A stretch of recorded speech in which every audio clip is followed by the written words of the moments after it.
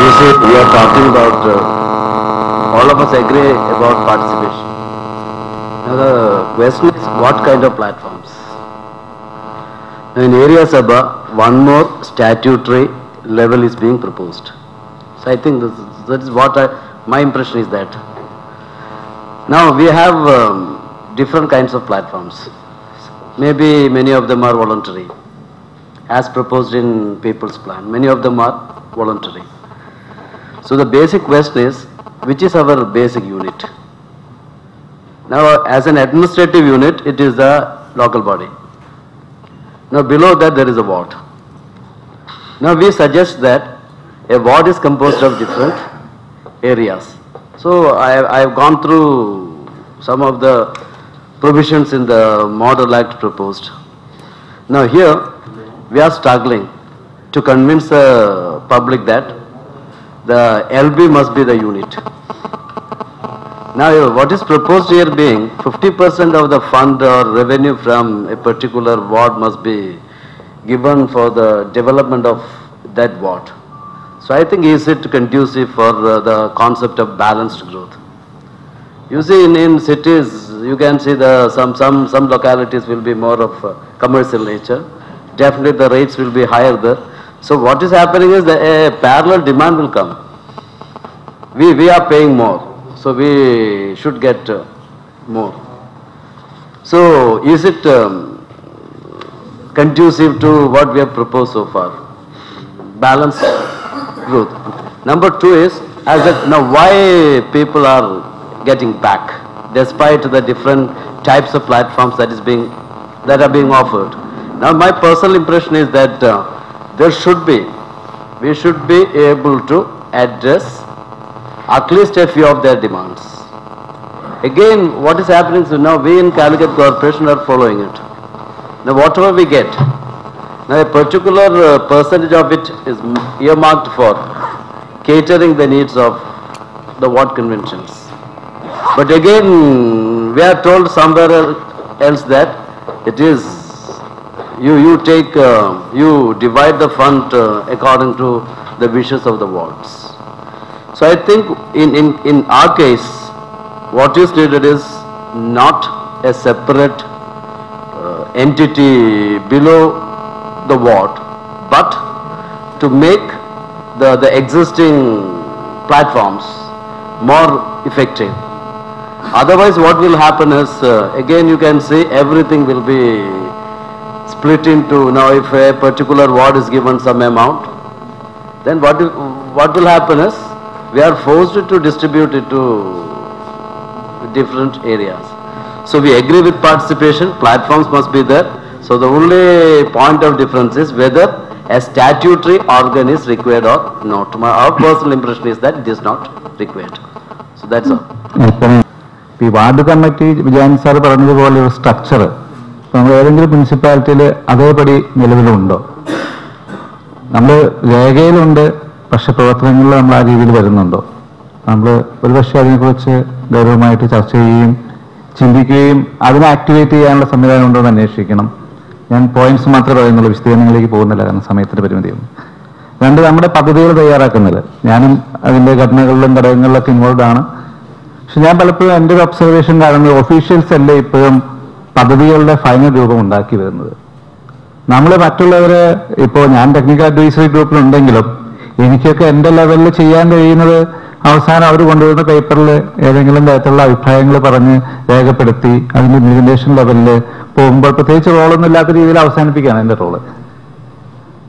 പിന്നെ അതുപോലെ mister Ramesh Shyamanathan was telling about the port Alegre model in Brazil. ഒരുപക്ഷെ we are claiming that we are far ahead than any other models in the world. But this model, Porto Alegre, have we studied more about it? And it is considered to be a model where they have achieved in certain areas their highest development. So because there was a autonomy, there was a decentralized approach there. But in our system, but I am seeing that we are talking that there is autonomy, there is decentralized system, but we are not practicing it. And when we look into the state plan, when we look into the other rules and regulations on implementation of programs, we are not giving autonomy actually to these urban local self-governments. So I am raising that question. Maybe Ramesh Ramanathan sir can explain more about what is Porto Alegre, because there is a resistance when we talk about any models or any innovations, any structure changes. The Kerala community always having that resistance. So maybe if we learn more about it, if we understand more about it, we may apply our mind and we would say that this model may be much better than what we are practicing. So I am requesting him to little more explanation on that Porto Alegre model. So from that experience, we may come to that there is more participation developed. It is because the people are respected there. The people are given more opportunities to actively involve in. Then we have heard from Mr. M. Ramendran, the secretary, that stating that there is community participation fund available at the central government, and state government or in Kerala any municipalities or any urban local self-governments have applied for it.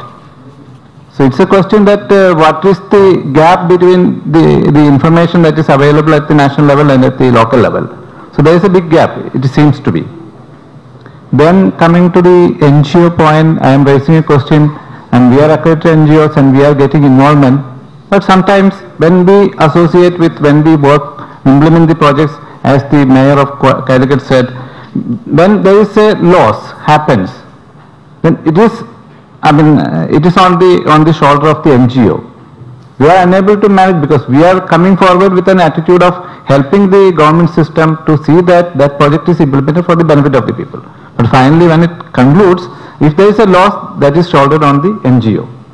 So that's the situation we are, as an NGO, we are facing. These are some points that I would like to present before the group here. Maybe we would need more discussions. Thank you. Thank you. Last one or two comments, please, because we have to break for lunch. Can I? Raghveshan Chawakad, Municipal Chairman. നമ്മുടെ തദ്ദേശ സ്വയംഭരണ സ്ഥാപനങ്ങളുടെ ആസൂത്രണ വികസന പ്രക്രിയ പൊതുജന പങ്കാളിത്തം ഉറപ്പുവരുത്തുക എന്ന ലക്ഷ്യത്തോടു കൂടിയിട്ടാണ് ഇന്നത്തെ ശില്പശാല നടക്കുന്നത്. നമുക്കറിയാം, ഇവിടെ ബഹുമാനപ്പെട്ട മന്ത്രി പാലോളി പറയുകയുണ്ടായി, നമ്മുടെ അധികാര വികേന്ദ്രീകരണം നടന്ന ഘട്ടത്തിൽ കേരളത്തിൽ അത് ജനകീയാസന പദ്ധതി എന്ന പേരിൽ ജനങ്ങളെ പങ്കെടുപ്പിച്ചുകൊണ്ട് ആസൂത്രണത്തിന് വേണ്ടി അഭിപ്രായം രൂപീകരിക്കുന്ന ഒരു സന്ദർഭം ഉണ്ടായിട്ടുണ്ട്. നമുക്കൊരു ആദ്യഘട്ടത്തിൽ നല്ല രീതിയിൽ ജനങ്ങളുടെ പങ്കാളിത്തം ഉണ്ടായിരുന്നു എന്ന് നമുക്ക് കാണാൻ കഴിഞ്ഞിട്ടുണ്ട്. വാർഡ് സഭകളിലൊക്കെ ഒരു ഉത്സവത്തിന് വരുന്ന മാതിരി ജനങ്ങൾ പങ്കെടുത്തിരുന്നു. പക്ഷെ എന്തുകൊണ്ട് പിന്നീട് കുറഞ്ഞു വന്നു? ആ കാരണം ശരിയായ രീതിയിൽ കണ്ടെത്തുക എന്നതിനായിരിക്കണം നമ്മൾ എടുക്കേണ്ട നിലപാട്. എന്തുകൊണ്ടാണ് ജനങ്ങൾ ഇങ്ങനെ കുറയാൻ ഇടയായത്? നമുക്കറിയാം, പലപ്പോഴും ഇവിടെ മലപ്പുറം മുനിസിപ്പൽ ചെയർമാൻ പറഞ്ഞതുപോലെ ജനങ്ങൾ പറയുന്ന അഭിപ്രായങ്ങൾ പൂർണ്ണമായി നടപ്പാക്കാൻ നമുക്ക് കഴിഞ്ഞിട്ടുണ്ട്. അത് കഴിഞ്ഞിട്ടില്ല എന്ന് തന്നെയാണ് പ്രധാനപ്പെട്ട ഒരു കാരണം. നമുക്ക് ജനകീയാസന പദ്ധതിയിൽ വാർഡ് സഭകൾ വിളിക്കുകയും അതിൽ ജനങ്ങളുടെ അഭിപ്രായം സ്വീകരിക്കുകയൊക്കെ ചെയ്യുകയുണ്ടായിട്ടുണ്ട്. പക്ഷെ എല്ലാ അഭിപ്രായങ്ങളും അനുസരിച്ച് നമുക്ക് പ്രവർത്തിക്കാൻ കഴിഞ്ഞിട്ടില്ല എന്നാണ് അനുഭവങ്ങൾ തെളിയിക്കുന്നത്. അതുകൊണ്ട് തന്നെ പിന്നീട് ഞങ്ങളുടെ അഭിപ്രായത്തിന് ഒരു വിലയുമില്ല എന്ന രീതിയിൽ ജനങ്ങൾ കാണുന്ന രീതിയിൽ വന്നിട്ടുണ്ട്. നമുക്കറിയാം, നമുക്ക് ഒരുപാട് കടമ്പകൾ ഇപ്പോൾ TAG ആയിട്ടും, TAG വേണ്ടെന്നല്ല, DPC ആയിട്ടും ഒക്കെ ഉണ്ട്. ജനവികാസം വന്ന ഘട്ടത്തിൽ വിദഗ്ധ സമിതികൾ ഉണ്ടായിരുന്നു. ജനങ്ങൾ പറയുന്ന അഭിപ്രായങ്ങൾ വിദഗ്ധ സമിതികൾ തള്ളിക്കളയുന്ന രീതിയിൽ മുന്നൊക്കെ അനുഭവങ്ങൾ ഉണ്ടായിട്ടുണ്ട്. അപ്പൊ അത്തരം കാര്യങ്ങൾ പരിശോധിച്ചുകൊണ്ട് അത് പരിഹരിക്കുന്നതിന് ആവശ്യമായ നടപടികൾ തീർച്ചയായിട്ടും ആവശ്യമാണ്. നമുക്കറിയാം, ഈ പദ്ധതി ഇപ്പോൾ മലപ്പുറം ചെയർമാൻ പറയുന്നുണ്ടായി, അതൊരു അനുഭവമാണ്. കോഴിക്കോട് മേയർ പറഞ്ഞതുപോലെ ആദ്യഘട്ടത്തിൽ ഗുണഭോക്തൃ സമിതികൾ വർക്കുകൾ ഏറ്റെടുത്ത് പ്രവർത്തിച്ചിരുന്നു. പക്ഷേ അതിന്റെ ക്വാളിറ്റി നല്ല രീതിയിൽ, ഒരു കോൺട്രാക്ടർ ചെയ്യുന്നതിനേക്കാൾ നല്ല രീതിയിൽ ഗുണഭോക്തൃ സമിതികൾ ആ വർക്കുകൾ നടത്തിയിരുന്നു. പക്ഷെ നമുക്കുണ്ടായിട്ടുണ്ട്. ഇത് നമ്മളൊന്ന് പരിശോധിക്കേണ്ടതാണ്. മാത്രമല്ല നമ്മുടെ ഫോർമാലിറ്റീസുകൾ, അധികാരങ്ങൾ ഒരുപാട് കിട്ടിയെന്നാണ് പറയുന്നത്. പക്ഷെ എല്ലാ അധികാരങ്ങളും കിട്ടിയിട്ടുണ്ടോ? നഗരസഭകൾക്ക് എല്ലാ അധികാരവും കിട്ടിയിട്ടില്ല. ഇവിടെ മേയർ, തിരുവനന്തപുരം കോർപ്പറേഷൻ മേയർ പറയുന്നുണ്ട്, പ്രഭാത ഭക്ഷണം, കുട്ടികൾക്ക് പ്രഭാത ഭക്ഷണം കൊടുക്കുന്ന കാര്യം അദ്ദേഹം ഇവിടെ സൂചിപ്പിക്കുകയുണ്ടായി. എന്താ, നമുക്ക് പ്രഭാത ഭക്ഷണം കൊടുക്കാൻ നഗരസഭകളും വാർഡ് സഭകളും അല്ലെങ്കിൽ എല്ലാം തീരുമാനിച്ചാലും സർക്കാരിന്റെ അനുമതി വേണ്ടിവരും നമുക്ക്. അപ്പൊ സർക്കാരിന്റെ നോംസ് ഉണ്ട്.